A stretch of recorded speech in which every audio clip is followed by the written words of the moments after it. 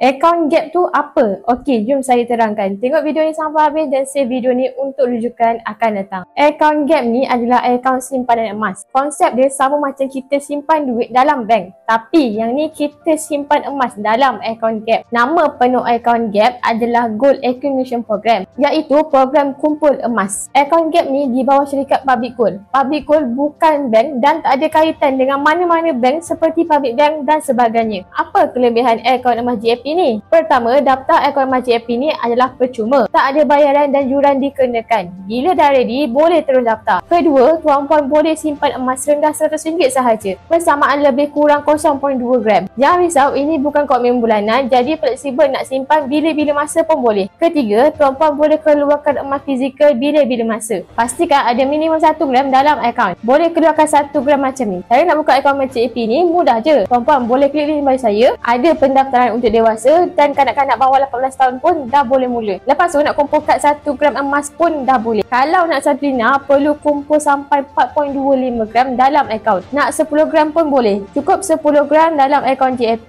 dah boleh keluarkan. Mudah kan? Jadi nak syirah bantu boleh terus klik link di bio. Jangan lupa untuk follow.